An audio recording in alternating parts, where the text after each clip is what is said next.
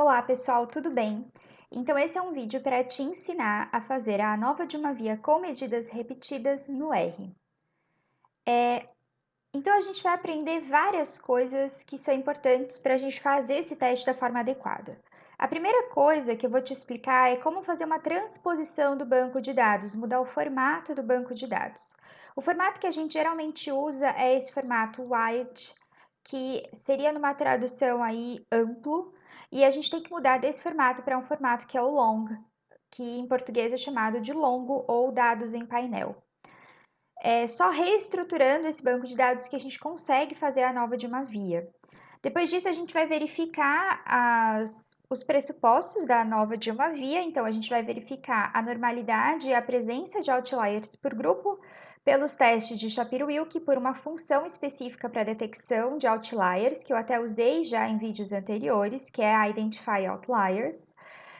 Depois disso, a gente vai fazer o teste de esfericidade, né? Verificar a esfericidade dos dados pelo teste de Mauchly. É o mesmo que o SPSS faz e a esfericidade é um pressuposto quando a gente está trabalhando com medidas repetidas. Ela substitui o pressuposto da homogeneidade, que é quando a gente está trabalhando com medidas não repetidas, né? E depois a gente vai fazer a ANOVA de uma via com medidas repetidas e fazer todas as comparações entre pares que são apropriadas. Inclusive, vamos usar a mesma que o SPSS já faz.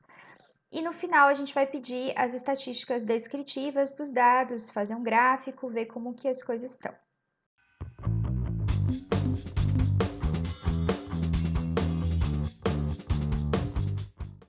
Então, antes da gente ir para o R, vamos pensar qual é o problema. Eu vou relembrar com você o que a ANOVA de uma via com medidas repetidas faz.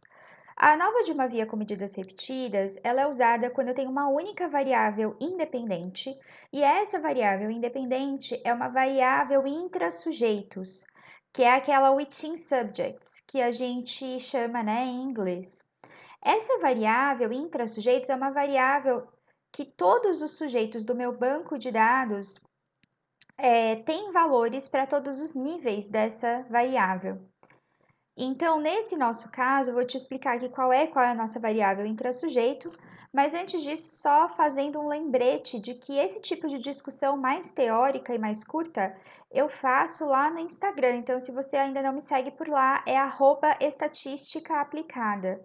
Me procura lá que você vai ver que a gente geralmente faz essas discussões por lá.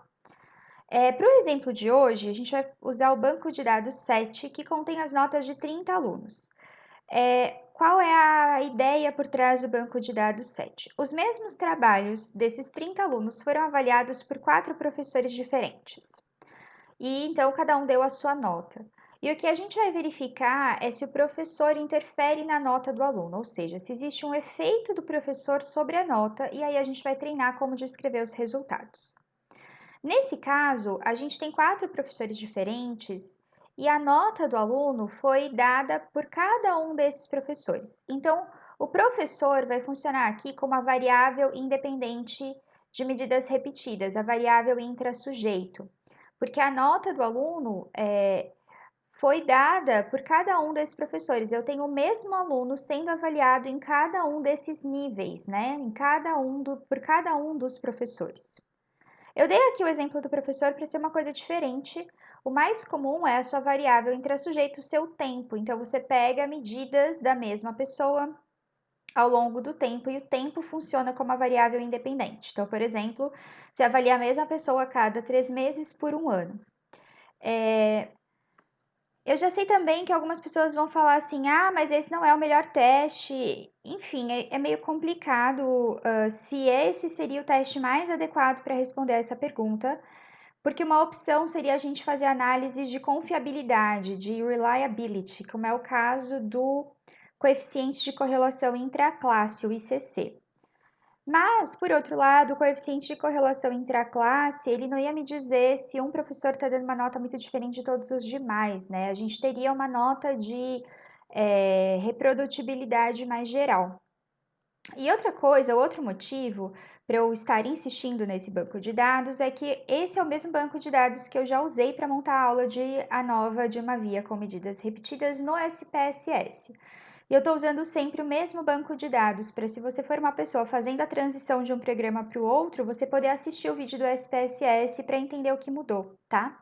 Então, esse vai ser o nosso exemplo. Quero saber se tem algum professor aí que é mais rígido ou algum professor aí que é mais, sei lá, tá dando nota de graça aí, ok? Então, vamos pro R. Bom, então, aqui é o script do R, né, da nova de uma via com medidas repetidas. Como sempre, o script e o banco de dados estão disponíveis para download aqui na descrição do vídeo. E como sempre também, o primeiro passo vai ser a gente carregar os pacotes que serão usados. Eu vou usar o dplyr, que eu sempre uso, né? Vou usar esse pacote EZ aqui, que é um pacote que faz a nova de uma via com medidas repetidas de um jeito mais fácil, mais intuitivo. Tem vários jeitos de programar a nova de uma via com medidas repetidas, mas eu vou usar esse pacote, que foi o que eu gostei mais estudando sobre isso. A gente também vai usar essa biblioteca, esse pacote Reshape, que é para mudar o formato do banco de dados, e um que também já ficou aqui conhecido no canal, que é o RE-Statics, que né, também conhecido porque eu nunca consigo falar o nome dele. Eu vou rodar todo esse código, já expliquei ele com detalhes em vídeos anteriores, mas eu estou dizendo basicamente para instalar o pacote caso ele não esteja instalado no seu computador e caso ele já esteja, carregar esses pacotes. Então, rodando tudo isso, às vezes isso dá uma demoradinha, dependendo da sua RAM e dependendo da conexão da internet, se estiver instalando, né? Bom, aí o segundo passo é a gente carregar o banco de dados, estabelecer aqui o diretório de trabalho, o meu já está estabelecido, e eu vou ler aqui o banco de dados usando a função read csv2, que como eu falei para vocês, substitui a gente usar o read csv sem o 2 e aí ter que colocar qual é o separador de decimal e qual é o separador de colunas. Então, esse aqui já assume que está no formato em português, que é quando a gente usa o separador de coluna sendo ponto vírgula e o de decimal sendo a vírgula. Aí, como eu vou usar de novo essa função que eu sempre uso, que é a view dados, que abre aqui uma tabela que é muito parecida com o Excel, mostrando aqui as minhas variáveis. Então, veja que eu tenho aqui a identificação do sujeito de 1 a 30, o professor, né? Então, professor 1, professor 2, professor 3, professor 4 e as notas de cada aluno. Então, cada linha corresponde às notas do mesmo trabalho, né? Então, veja aqui que esse aluno tirou 6.2 com o primeiro, 6.4 com o segundo, 6.1 com o terceiro e 5.8 com o quarto. Bem parecidas as notas, né? E assim por diante. Então, eu tenho isso para todos os professores. Alguns eu tenho uma discordância maior. Então, olha esse aluno 4 aqui. O primeiro professor deu 9, o segundo professor deu 8,3, o terceiro já deu 7,9. Esses aqui até que estão concordando. E o último deu 7,2. Então, tem uma diferença de até 3 pontos entre o professor 1 e o professor 4, né? Outra função que eu sempre uso, gosto bastante, é essa função glimpse, que ela mostra para mim a estrutura aqui do banco de dados. Então, ela está identificando que o sujeito aqui, ela identificou como um número inteiro, são números de 1 a 30, e as notas de cada coluna de professor, né, foi identificada como DBL, que é double, quer dizer que é um número com vírgula, tá certo? O ID, na verdade, ele está aqui identificado como número inteiro, mas ele não é um número inteiro. Por que eu sei que ele não é um número inteiro? Porque, na verdade, não é que o aluno 2 é 2 vezes o aluno 1, né? Não tem essa relação. A distância, esse número não significa nada, é um número de identificação. Não é muito diferente do que se eu escrevesse o nome deles, né? Então, na verdade, o ID seria um fator, como se fosse o nome, tá? Mas isso a gente vai ter que se preocupar daqui a pouco. Então, o primeiro passo, como eu falei para vocês, o modelo da nova de uma via com medidas repetidas, ele só pode ser feito se a gente reestruturar o banco de dados do formato amplo para o formato longo. Então, é isso que eu vou fazer e é para isso que eu baixei esse pacote Reshape, que ele faz isso de uma forma bem fácil e intuitiva, tá? Então, vamos lá. Primeira coisa, eu criei um banco de dados com outro nome, só para a gente ter os dois e você enxergar as diferenças. Então, eu chamei aqui de dados L, porque estou dizendo que é o banco de dados no formato longo. E para fazer essa reestruturação, E você vai entender melhor quando eu comparar os dois bancos de dados, mas essa reestruturação vai fazer com que cada professor diferente fique numa linha diferente. Então, o sujeito 1, que tem 4 notas, uma dada por cada professor, ele vai ter 4 linhas, uma com a nota do professor 1, uma com a nota do professor 2, uma com a nota do professor 3 e uma com a nota do professor 4, e assim sucessivamente. Para isso, a gente vai usar essa função que chama melt do pacote reshape, e aí primeiro eu vou dizer qual é o banco de dados, então é o meu que chama dados. Outra coisa que a gente precisa ter é dizer qual é o identificador, qual é a variável que identifica os diferentes sujeitos. No meu caso, eu tinha aquela variável id, né? Então fica aqui, ó, id. Se você não tivesse, vai ter que criar uma dessas variáveis. E aí a gente precisa dizer quais são as variáveis que são de medidas repetidas, que vão ter que ser colocadas da linha para a coluna. Então, vem aqui, ó, no measured igual. Esse C é de concatenar, é quando a gente tem mais de uma coisa, então a gente coloca esse C. E aí são as 4 variáveis, professor 1, todos os nomes entre aspas, tá? Professor 2, professor 3 e professor 4, ok? E aí a gente roda esse código, tá? Ok, nada aconteceu, mas ele criou um banco de dados novo. Então, eu vou apagar aqui minha colinha e eu vou usar a função view de novo, só que agora para esse novo banco de dados, para você comparar as diferenças. Então, veja o que aconteceu desse para esse. Nesse aqui, ó, eu tinha 4 colunas, cada uma com uma nota, os diferentes professores. E aqui, veja que assim, eu tenho a nota do professor 1 para cada um dos alunos. Aí, se eu descer, eu vou ter a nota do professor 2 para os alunos de 1 a 30. Se eu descer, vou ter a nota do professor 3 para os alunos de 1 a 30 e depois as notas do professor 4 para os alunos de 1 a 30, tá? É isso que mudou. E aí eu vou só fazer algumas modificações para deixar esse banco de dados novo com uma cara mais agradável, algo que eu goste mais. Então, primeira coisa, eu quero primeiro mudar os nomes das colunas. Tá vendo que ele chama aqui de id, variable and value. Então, na verdade, não é muito informativo esses nomes, né? O id tá certo, mas eu vou mudar os outros nomes. Então, para isso, eu vou usar esse call names, que então, o nome das colunas. E vou dizer que eu vou mudar a dos dados L, tá? E como que vão ser os novos nomes? Vou usar de novo o Czinho de concatenar, que eu vou colocar mais de um, né? Então, o primeiro vai ser id, tá certo? O segundo vou chamar de professor. E o terceiro vou chamar de nota. Isso tudo aqui que a gente está fazendo é o que, de certa forma, o SPSS faz quando você programa a nova de medidas repetidas, tá? Então, rodei isso. Se a gente abrir aqui de novo o dados, veja que ele já trocou para professor e nota. Outra coisa que eu não gostei, é que ele coloca ordenado pelo professor. E eu gostaria que ele colocasse ordenado pelo ID. Isso fica mais agradável, mais fácil de entender, na minha opinião. Então, eu gostaria que ele colocasse as 4 notas do primeiro aluno aqui, aí as 4 notas do segundo aluno. E é muito fácil pedir isso.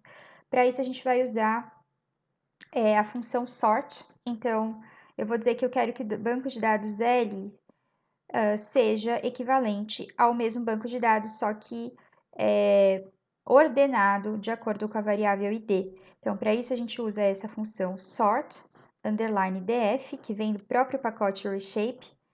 E aí, vou dizer que eu quero o mesmo banco, o dados dl, só que eu quero que a variável que ordena isso seja a variável que chama id. E aí, se eu rodar esse código aqui, quando a gente abre, veja que já está ordenado aqui, tem as 4 notas do 1, as 4 notas do 2 e assim sucessivamente, ok? Outra coisa que vai ser importante já já é que se a gente pede aqui o glimpse de novo para o banco de dados novo, né, o banco de dados L, a gente vai ver que ele identificou o professor como factor, como um fator, tá certo? Ele identificou a nota como double, também tá certo? Mas ele está ainda identificando o ID como inteiro. E como eu falei para vocês, aqui vai ser relevante, a gente vai ter que mudar. Então, eu quero que ele entenda que, na verdade, o ID é um número inteiro ali, mas ele é um fator, ele é só o nome do sujeito. Então, para isso, eu vou colocar aqui, ó, dados, ID, aliás, desculpa, dados L, cifrão e D, por quê? Porque se eu colocasse só dados, eu estaria mudando no primeiro banco de dados, né? E a gente vai usar o banco de dados no formato longo. Aí eu vou dizer que ele é um factor, então vou pegar a própria variável, então vou dizer que ele recebe a mesma variável, só que agora transformada em fator, tá? Então, se a gente rodar isso e pedir o glimpse de novo, a gente vai ver que agora ele considera um fator. Como eu comentei com vocês, a ANOVA de uma via de medidas repetidas, ela tem alguns pressupostos. Um deles é a esfericidade, que eu não vou analisar separadamente, ele já analisa dentro do código de ANOVA de uma via de medidas repetidas do pacote EZ. O que eu vou fazer aqui é checar a normalidade e a ausência de outliers usando o pacote RI Statics, ok? Então, primeiro vou verificar se existem outliers por grupo. Então, eu vou pegar o banco de dados L, vou usar o operador pipe, que é o Ctrl Shift M, ou porcentagem maior porcentagem. Primeiro vou dizer que eu quero que esses dados saiam agrupados, então eu vou usar o group by e vou usar que eu quero que seja agrupado pelo professor, ou seja, eu quero que ele procure outliers dentro das notas de cada professor. Vou usar de novo o Ctrl Shift M e aí vou usar a função também do R Statics, que é a Identify Underline Outliers. E aí vou identificar isso na nota. Rodando isso, veja que ele vai dizer aqui que tem 3 outliers para o professor 1.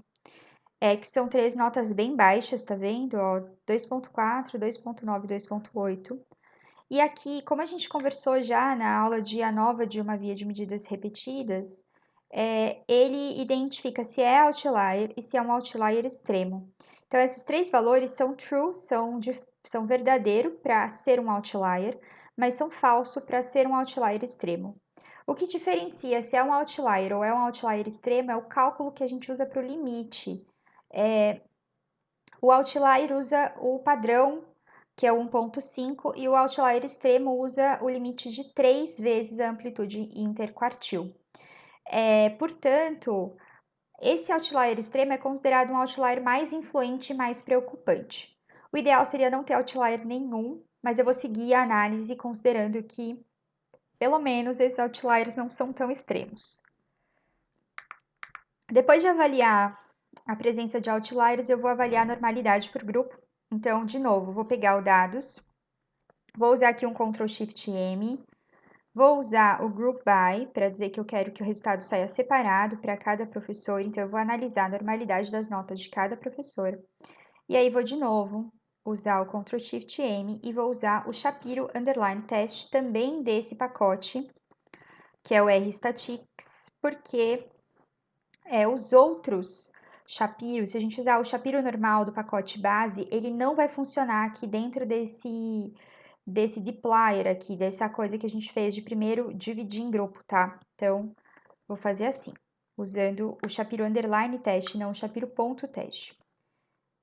E aí, quando a gente faz isso, a gente vê que os diferentes grupos têm todos distribuição normal. Sei disso olhando o valor do P, né? Então, a gente sabe que o valor de P, se ele for maior que 0,05, a gente não vai rejeitar a hipótese nula, vou considerar que os dados apresentam distribuição normal. Então, nesse caso, vou considerar que todos apresentam distribuição normal.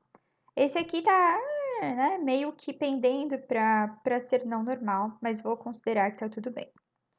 E aí, o passo 5 é de fato fazer o meu modelo de ANOVA de medidas repetidas usando esse pacote EZ, né? Que é um jeito, uma brincadeira para dizer que é um pacote fácil, tá? Primeira coisa que a gente tem que fazer usando esse pacote é construir o modelo de ANOVA. Então, eu vou chamar esse modelo que eu estou criando de mod.anova. Aqui você chama do que você quiser, segue seu coração. E aí eu vou usar a função EZANOVA, lembrando sempre de tomar cuidado com maiúsculos e minúsculos, que o R diferencia. E aí a gente tem que dar algumas informações. Primeiro, qual é o meu banco de dados? Vou dizer aqui que é o dados L. Lembrando que você não pode usar o banco que está no formato wide, a gente tem que usar o do formato long. Aí a gente vai dizer quem é a nossa DV. que é a DV? É a variável dependente, né? Então, aqui está em inglês, por isso que está invertido, mas é a variável dependente. Então, nesse caso, minha variável dependente, que foi coletado, é a nota. Aí, tem aqui o WID, que nada mais é que eu preciso identificar qual é a variável que identifica o sujeito. Por isso que a gente teve que mudá-la para fator lá em cima, senão ia dar um problema aqui. Então, eu vou dizer que é a minha variável que chama ID. Aí, eu vou usar, vou identificar quem que é o item. O item é a variável intrasujeito, né, de reading subjects, que nesse caso é o professor. Lembrando também de não dar bobeira aqui de escrever uma coisa com letra minúscula quando no banco tá como maiúscula. E aí a gente vai colocar outras duas coisas aqui. Uma delas é que eu quero detailed igual a true. Isso aqui é uma recomendação até do Enfield, que ele dá uma... Quando a gente coloca detailed igual a true, ele libera um resumo do teste mais detalhado, que vai ser mais útil.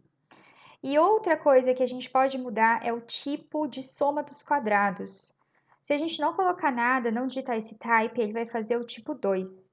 E o melhor, principalmente quando você tem algum desbalanço de desenho experimental, e que é o padrão do SPSS, é usar o type igual a 3. Então, usar o tipo 3 de soma dos quadrados. Então, mudei tudo isso. Vou apagar minha cola. Veja que eu deixei tudo anotado aqui no script para você... Quando você estiver lendo isso daqui a um tempo, você lembrar o que a gente está falando, tá? Então, tem aqui uma colinha para você também. Então, dei Ctrl Enter e não aconteceu nada, né? Não aconteceu nada porque, na verdade, só o modelo foi criado, mas eu ainda não pedi aqui o modelo, não pedi o resultado. Como que a gente pede? A gente só digita o nome do modelo. Então, pronto. E aí, esse é um sumário, um summary, um resumo dos resultados, que é bem detalhadinho e que não foge muito do que o SPSS libera. Então, vamos lá, vamos entender. Nessa primeira parte, ele mostra aqui o intercepto, que a gente não vai analisar, como a gente não analisa na SPSS, mas é que todos esses modelos são modelos lineares, eles podem ser representados por uma reta, e o intercept é o intercepto dessa reta. Então, essa linha está analisando é se o intercepto é diferente de zero. Em geral, isso não vai ter uma interpretação. O que importa para a gente é aqui o efeito do professor. Então, ele dá aqui o grau de liberdade. Lembra que a gente sempre na ANOVA tem a estatística F e tem 2 graus de liberdade, o do modelo e do erro. Então, aqui o do modelo e o do erro. Ele dá aqui as somas dos quadrados e ele dá aqui o valor de F, que é o que a gente reporta, e o valor de P. Então, veja que nesse caso é 8,15 elevado a 10 a menos 11, é muito pequeno. Ele também coloca aqui um asterisco se o P é menor que 0,05. E esse GES que ele libera é uma medida de tamanho de efeito, que eu não vou entrar em detalhes, eu quero fazer aulas específicas para tamanho de efeito. Eu sei que todo vídeo tem alguém comentando, mas você não falou de tamanho de efeito. Eu sei, gente, eu tô ligada. É que eu vou fazer aulas separadas para tamanho de efeito, tá bom? Eu ainda nunca expliquei isso teoricamente, eu quero fazer uma coisa mais bonitinha. Aí depois disso, então, por aqui a gente já poderia interpretar, só que a gente precisa lembrar que essa interpretação aqui ela só vale quando os dados são esféricos. O que me diz se os dados são esféricos? O teste de Mauchly, que está liberado logo aqui embaixo. Então, esse aqui é o teste de Mauchly para esfericidade. Aí, veja que ele tem uma estatística do teste, que é uma estatística W, e ele tem um valor de P, que aqui deu 3,2 elevado a 10 a menos 5, ou seja, bem menor que 0,05. Ele até botou o asterisquinho aqui. Então, vamos entender quais são as hipóteses nula e alternativa do teste de Mauchly. A hipótese nula do teste de Mauchly é que os dados são esféricos, então que há esfericidade. Enquanto que a hipótese alternativa é o contrário, de que os dados não são esféricos, não há esfericidade. Como o P aqui foi menor que 0,05, a gente vai rejeitar a hipótese nula e ficar com a hipótese alternativa. Vou considerar que não existe esfericidade. O que isso muda aqui na interpretação? Esse resultado que ele libera na primeira tabela é o resultado que, inclusive, lá no SPSS aparece dizendo assim, sphericity assumed, que esse é o resultado para quando estou assumindo que existe esfericidade, para quando os dados realmente são esféricos. Isso aqui, então, no momento que eu acabei de analisar que não dá para eu considerar que os dados são esféricos, eu não vou interpretar esse teste, eu vou interpretar uma nova de uma via corrigida para esse problema de esfericidade. O R libera por esse pacote duas correções. Essa que ele chama aqui de GGE, que é a Greenhouse-Geiser, e Greenhouse, né? Falei certo. E a HFE, que é essa Ruimfeld, que eu, para ser sincera, não sei como pronuncia. Em geral, a gente usa a Greenhouse-Geiser, ela é um pouquinho mais conservadora, mas ela é o padrão de se reportar exatamente para ela ser mais conservadora. Então, se a gente olhar aqui, ó, eu tenho uma correção. Então, aqui eu tenho um valor de Greenhouse-Geiser, que é o epsilon, e a gente tem aqui o valor de P corrigido por Greenhouse-Geiser. Então, veja que ele é 1,8 vezes 10 elevado a menos 7, continua sendo significativo ao nível de 5%, mas se a gente comparar com o valor de P, o primeiro liberado, é um valor de P bem maior, certo? Então, ele é bem mais conservador. O que o Greenhouse-Geiser ou esse HF fazem é corrigir os graus de liberdade, adaptar para corrigir o valor de P para essa falta de esfericidade. Qual a interpretação que a gente teria aqui? Fosse analisar essa linha aqui quando há esfericidade ou fosse analisar a correção de Greenhouse-Geiser? A hipótese nula dessa ANOVA de medidas repetidas é que a média de notas aqui do professor 1 é igual à do professor 2, que é igual à do professor 3, que é igual à do professor 4, que não há diferença. Enquanto que a hipótese alternativa vai ser de que existe pelo menos uma diferença, tá? Então, considerando aqui, interpretando o Greenhouse-Geiser, como o valor de P foi menor que 0,05, vou rejeitar a hipótese nula e ficar com a hipótese alternativa. Vou considerar que existe pelo menos uma diferença. A pergunta que a gente tem que responder agora é: onde é que está essa diferença, né? Qual é essa diferença? Então, para isso, a gente vai fazer esses testes que eu chamei aqui de pós-hoc, eu acho que até o nome mais correto seria comparações entre pares. Só um detalhe que é, como isso aqui é um modelo de medidas repetidas, eu estou falando assim, o professor 1, professor 2, professor 3, professor 4, só que considere que como a gente está pensando em medidas repetidas, a gente está pensando nas diferenças entre os valores, né? Assim como a gente fazia lá para o teste T, o T pareado, né? Descendo um pouquinho aqui, a gente tem então a comparação entre pares, e o que a gente vai fazer então, são comparações entre pares por testes T pareados corrigidos pelo ajuste de Bonferroni. É exatamente isso que o SPSS libera, daquele jeito que eu ensinei você a pedir mexendo na sintaxe. Acho que esse aqui nem precisa mexer na sintaxe, mas alguns precisam. Então, é isso que ele está fazendo, a gente escolhe a correção. Então, bora lá, deixa eu explicar. Então, a função é a pairwise.t.teste. Veja que ela é até do pacote de base do R. Aí a gente coloca, primeiro, qual é a variável dependente, nesse caso é dados nota. Qual a variável independente, dados professor. Qual é... aliás, ó a besteira que eu fiz aqui, escrevi dados. Na verdade, é dados L, tá? A gente morreu aquele primeiro banco de dados que chamava só dados. A partir daquele momento que eu criei o dados longo, é dados longo, tá? Aí eu tenho que colocar que o paired é igual a true, então eu tô dizendo é sim pareado, tá? Porque, veja bem, estamos fazendo uma nova de medidas repetidas. E no final eu tenho que usar aqui o p.adjust.method, que você pode até só escrever p.adjust, ele entende. E vou dizer aqui que é o Bonferroni, eu quero que seja corrigido pela correção de Bonferroni.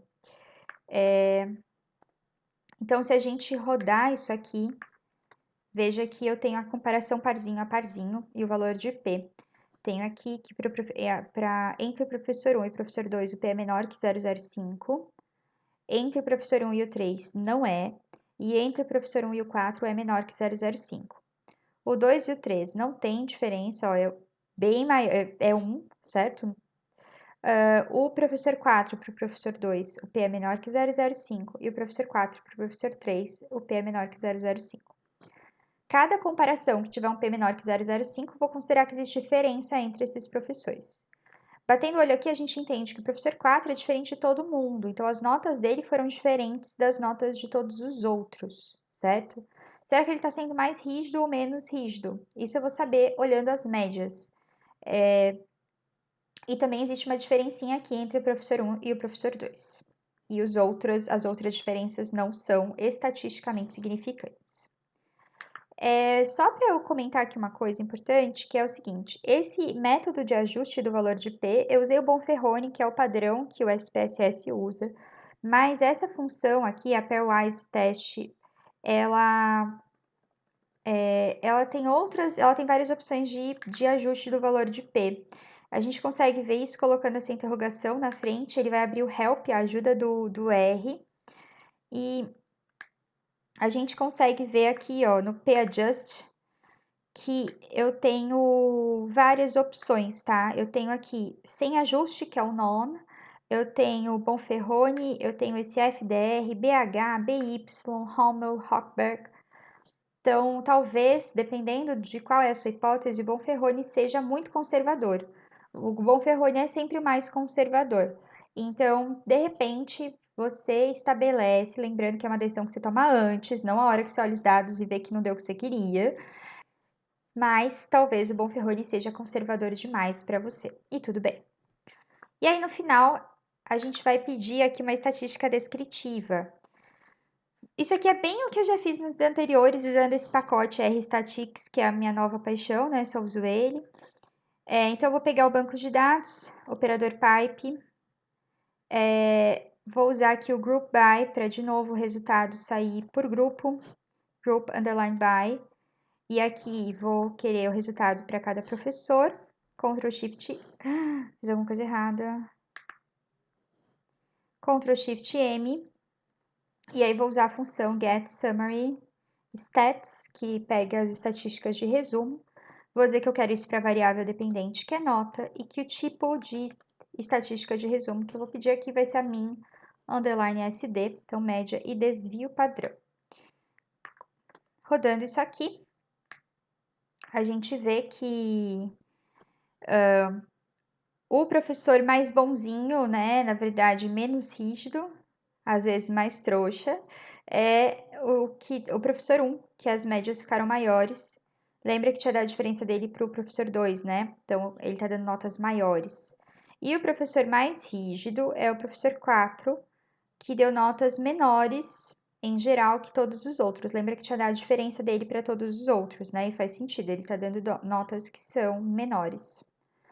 E aí, para encerrar, eu montei aqui um box plot para a gente ver essa distribuição de dados. Então, usando a função boxplot, que é nativa do R, dá para fazer um boxplot muito mais bonito usando o ggplot2, mas assim, para a gente só ver, tá ótimo, né? Você não vai publicar isso aqui.